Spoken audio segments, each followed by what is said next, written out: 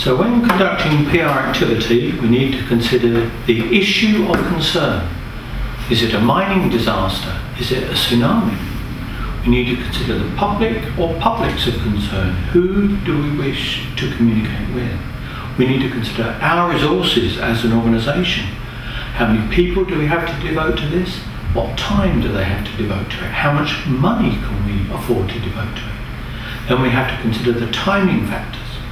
Then we have to consider the nature of the organisation itself. Is it a progressive organisation, for example, or is it a more traditional organisation? Then we have to consider the media. Which media or medium are we going to use to communicate our message to reach those PR publics? There are many activities concerned within public relations, a whole range of them. I've already mentioned to you the news release. There could be a news conference. There could be a press reception or briefing. There could be a press interview. There could be obviously a radio or television interview. There could be a facility visit. That's when journalists, for example, are invited to a company to see the manufacture of a new product using brand new machinery, perhaps. It could be a roadshow where companies take their product out to the population. There could be seminars, could be workshops, could be conferences. These are all different forms of PR activity. Indeed, one that has grown greatly out of public relations is the area of sponsorship. Sponsorship has become a major activity in its own right. I'll just give you a definition of that.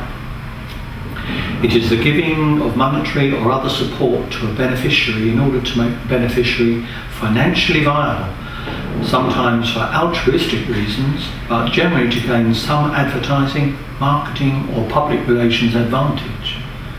So sometimes companies link with charities, for example, and donate money out of profits being made to support that charity. So that is an example there. Later on they have a photo opportunity. They can hand over a cheque to a certain amount to the people involved with the charity. That could be photographed, it could be shown in national press or indeed local press. So people feel warmer towards that company, that it's not just profit orientated, but out of its profits it's giving some money to a worthwhile cause. So sponsorship is an area that has grown greatly over the years, but it grew out of public relations. Public relations consultancies originally began to utilise sponsorship to support their clients. And in the modern age, large PR consultancies do have a special sponsorship division. Indeed, separate to that, there are some sponsorship organisations on their own now. So just like advertising agencies and PR consultancies, there are indeed sponsorship consultancies that can be used as well. Another area is the one of advertorial. What is an advertorial? Well, it is within a publication such as a newspaper or magazine. It is sponsored editorial. It is paid for by a client, a company.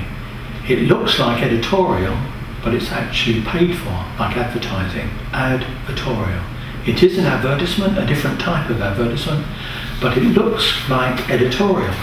I have one example here. This is from the Daily Mail.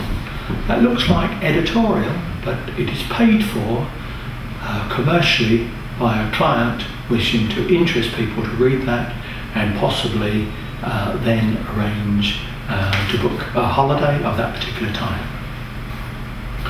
This is another example, and this actually appeared in the Economist, and this is to do with Thailand as a country where people could invest money to gain profit over time. So it looks like editorial, but again it is actually an advertorial.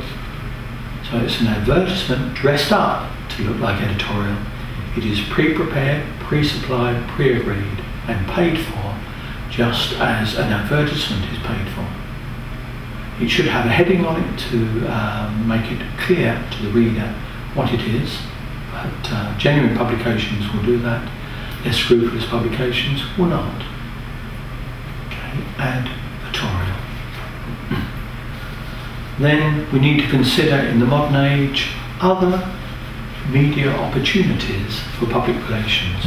In this electronic age, there is blogging, tremendous opportunities for PR personnel. Then there is social media, such as Facebook, MySpace, remember that one? LinkedIn, which is business to business PR, and Twitter. These have become amazingly powerful in recent years. The company Cadbury announced it was going to discontinue making the chocolate bar called Whisper. Someone heard about this, a member of the public. They went on to Facebook to say that the company should not discontinue this chocolate bar because it was wonderful. Within a matter of a few days, several 100,000 people had joined in. There was a clamour of approval of that statement, and Cadbury got to hear of this and announced again a few days later that they were not going to discontinue making this chocolate bar because so many people had said that they enjoyed the product. They continued making it, and as far as I'm aware, sales increased. So the power of social media in the modern age can be harnessed by PR personnel, skillful people, to affect people's attitudes and opinions in relation to given circumstances. I'm going to give you 10 golden rules for public relations if you worked as a consultant and, for example, you worked on behalf of a small client. So 10 golden rules which are as follows. Number 1, define all of your publics. 2, decide which one or ones of them you would like to contact and what you would want them to think of you or your client. What opinion do you want them to have of you? I assume it would be a positive one. Make sure all existing staff of the organisation know what it is you are going to communicate. Internal staff, existing employees should know first. 4, think of appropriate, interesting and relevant ways of making your communication. 5, make trends with people working in the trade, media and local journalists, local publications, local newspapers for example. 6, know your publics. What is it that they want? You may need to do some research first to find this out. 7, try to consider the editorial coverage you want to achieve in a newspaper or magazine to be something that is more objective than just advertising in these publications. So PR, which will then appear in the editorial pages, to be much more objective in its purpose than simply advertising in the advertising columns instead. 8, look beyond direct sales, look further into the future on behalf of the organisation. 9, set targets, objective targets, smart objectives that can be measured. And so you can measure your PR activity at some later stage to see what you've achieved. And 10, make sure that you're looking to help build the image and reputation of the organisation concerned.